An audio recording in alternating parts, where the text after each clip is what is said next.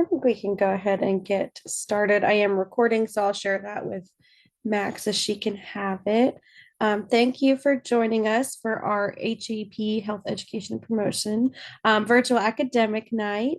My name is Jennifer Cranford. I'm the Director of Student Success and Support. In HHP, I do internships, affiliation agreements, internships, all of the above, experiential learning. So a little bit about me, and I'll turn it over to Kelly and Kelsey. Well, hi, hey, I'm Kelsey Webster. I am the academic advisor for the public health major. I do share it with Miss Rachel Hodges, who could not be here with us tonight. But yeah, I've been advising for public health for almost 6 years now, and it's a great major. It's a good one to be in. And I'm Kelly Russell, and I'm going to have to say it's the best. In some way, shape, or form, I've been with ECU in the public health program, which was previously called the community health program because I myself am a graduate. So I've been here well over 2 decades. So in a lot of ways, public health holds my heart, and I'm excited to tell you more about our program tonight. I do have some slides if you would like to see them, or I could just talk through. So it's totally up to the group. What would you prefer?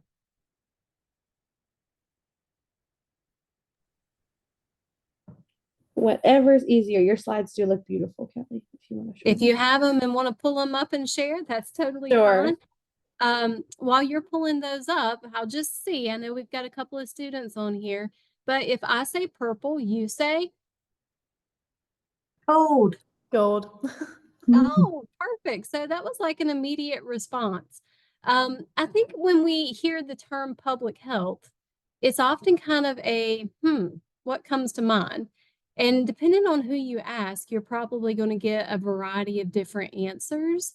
So if I say purple and you automatically say gold, when I think of public health, I think of water quality. I think of maternal and child health. I think of epidemiology. I think of food safety and a lot of different things that could come your way. On the next slide, you'll actually see a few things that are listed as far as surveillance, monitoring, outbreaks. Right now, what are we in? We're in the peak of flu season. So there's a lot of public health that's working in the background to make sure that you, your family, your friends, and community all stay safe. So I'm going to drop one little thing in the chat, and it's a link to that video, and you can watch it later on your own. It's just a short 2-minute video, but if you're telling maybe family members or parents or siblings that you're interested in public health, they too might have some questions about what that entails. And if you see that link, it's the healthiest nation in one generation.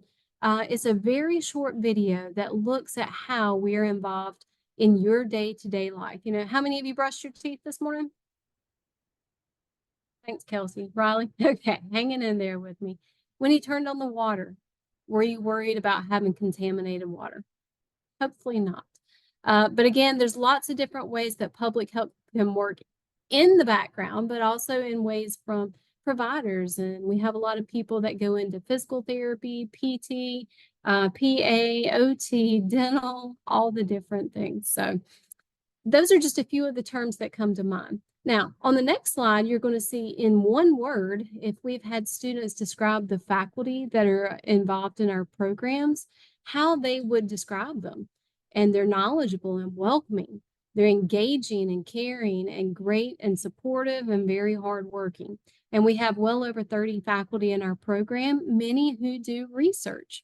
So students that are public health majors can also have the opportunity to do research with our faculty as they move through their curriculum.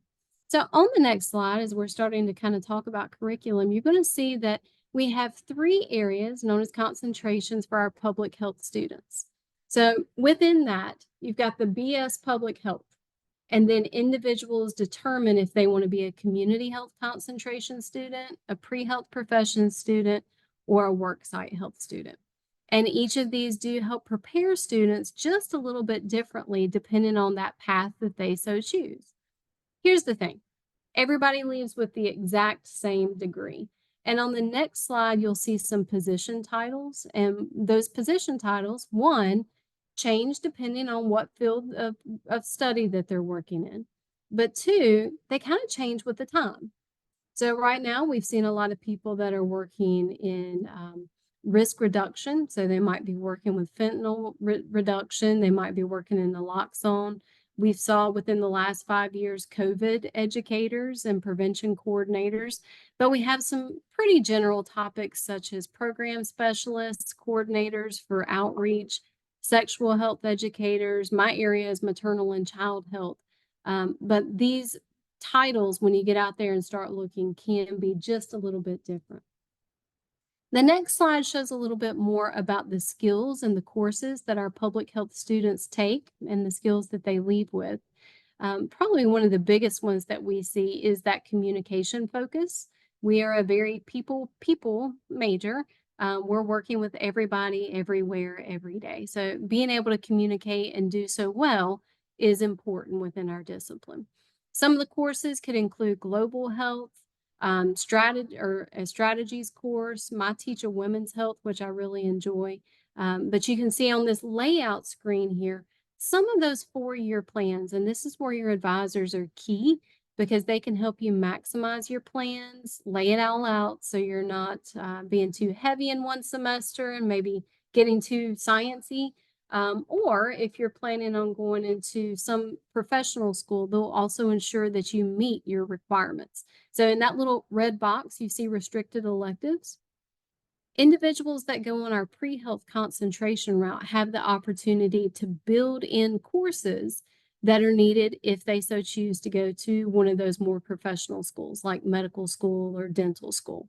So if they need maybe a particular microbiology, that can be built into the 4-year curriculum so the student stands out and is competitive. Now on the next slide, you're going to see a little bit about internships. The worksite and community health concentrations both have a 12-semester-hour internship at the very end of the program.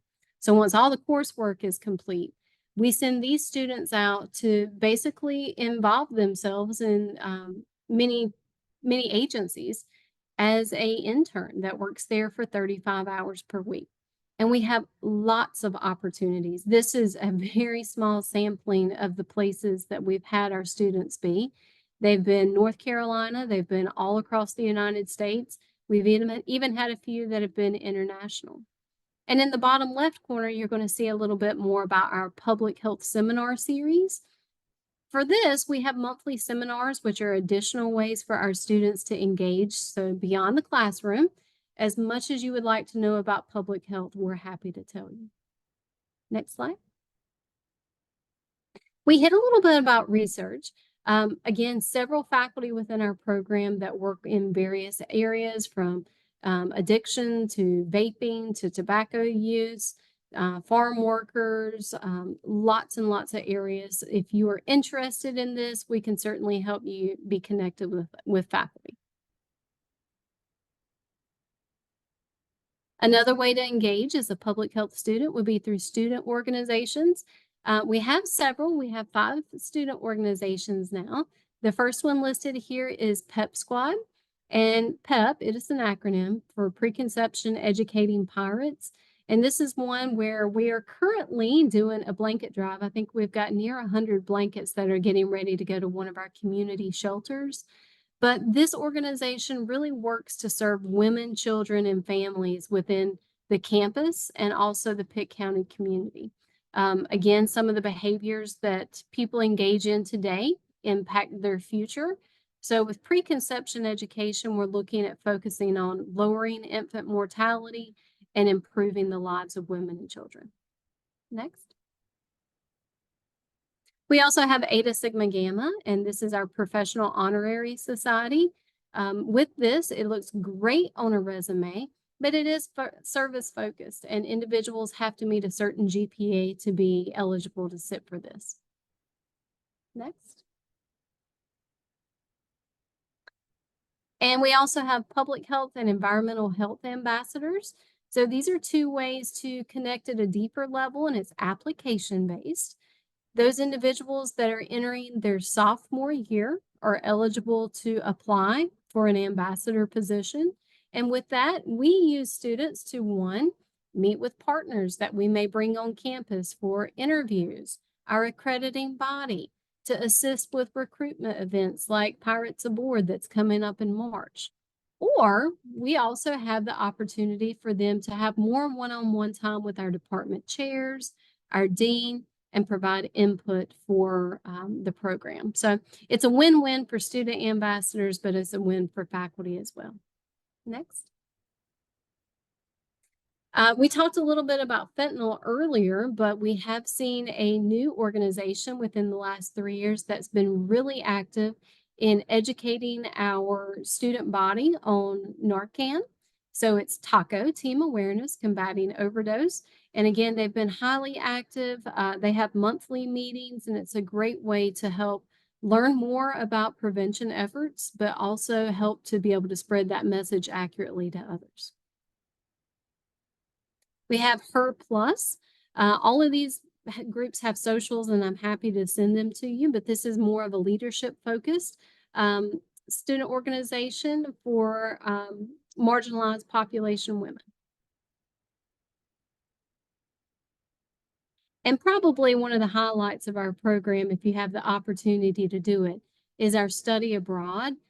Currently, we are looking at 2 for this summer. The first you see highlighted with our Switzerland program, and in the upper left-hand corner, these individuals are at the World Health Organization. It goes to Switzerland, Italy, and France. And additionally, we're going to have a second study abroad opportunity in Ghana this year. So it'll be 2 weeks working with Dr. Leslie Kofi and Ms. Tina Marie Devlin. And their hopes are to go more into an underserved area of Ghana to help work on water supply. So that's it. Public health is everybody. It's everywhere, every day. We need doctors. We need optometrists. We need people that are working in dental care. But we also need people in hospitals and health departments. We need people in community organizations, and also those that are willing to do outreach in other settings, maybe even it could be virtually. We've seen a lot of individuals working with in the worksite field on a virtual platform, working with insurance companies. Lots of jobs. We also train our students well to where they can sit for the Certified Health Education Specialist exam. And in fact, we're the top 10 producer of universities that have students pass that exam on a national level. So we're very proud of that, and I'm happy to answer any questions that you might have regarding public health.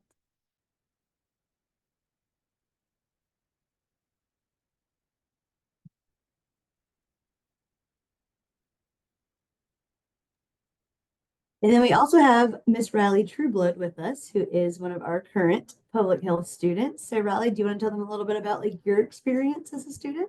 And fun fact, I also have Riley's sister as my advisee as well. Yeah, so I'm Riley. I'm a second year at ECU, and I'm a pre-health professions concentration. So my goal is to be a PA. So I'm on like the track that Miss Russell was talking about, where you build in your electives that you need for your grad school. I'm a second generation pirate, and my sister is also at ECU right now, and she's also a public health major. So it's awesome.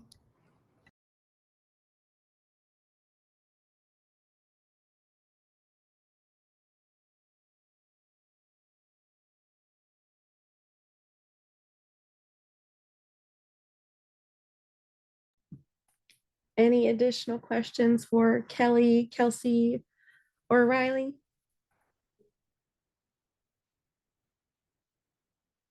Okay, sorry, my camera cut out, y'all. So I'm just here on the floating head just talking. But if y'all don't have any other questions, anybody have anything else to add? Kelly, Kelsey, Riley?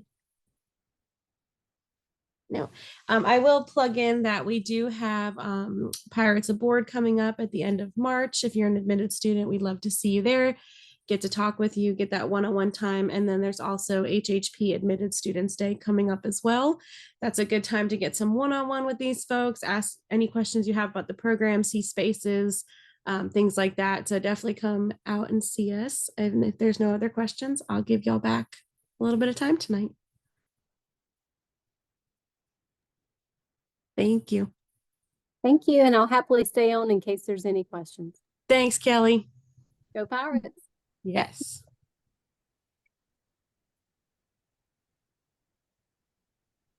Well, thank y'all. Thank you. Riley, I saw your sister today, actually. Yeah, she told me that she decided she was going to drop a class, and I was like, oh, you didn't tell me that, but it's okay. Your Yeah, sister's Mia, right? Yes. Okay. and the class that she's dropping, so I also do the rec therapy major, and they have to take that cognitive psychology class. And I hear about this one professor all the time. And so she has plenty of space in her, future semesters to retake it with a different professor, and she's still full time. So, it was good to see her. She kills me. I don't know what she's doing, but it's okay. Yeah. I mean, she's still definitely, she's still very much good to go. Oh, yeah. But, She's chilling. Yeah. And of course, we got her all straight for fall registration. I can't believe it's about to be another registration, y'all. It comes and goes so quickly. We worked on that schedule for 3 hours and 15 minutes before we even got up the other day. And it was just like, oh, okay. Normally, there's like bits and pieces of change, but it was like, okay, scale up, scale down. We've, kind of with numbers and stuff, it's like a Jenga game every semester here, the last couple. Yeah. Mhm. I mean, at least, I will say at least all the public health classes have plenty of seats in them, We which do. We do appreciate that, because of, Except for health equity class, because people are dropping and adding into that one real fast. yeah, that one like 30/20 and then 30/10 that go with The not 30/10, certificate. sorry. Yeah, I'm sorry, I meant 3002. Yeah, that one is. Yeah. Probably we'll have one of those extra hidden. So if we need it, it'll be available. But we want to make sure we fill them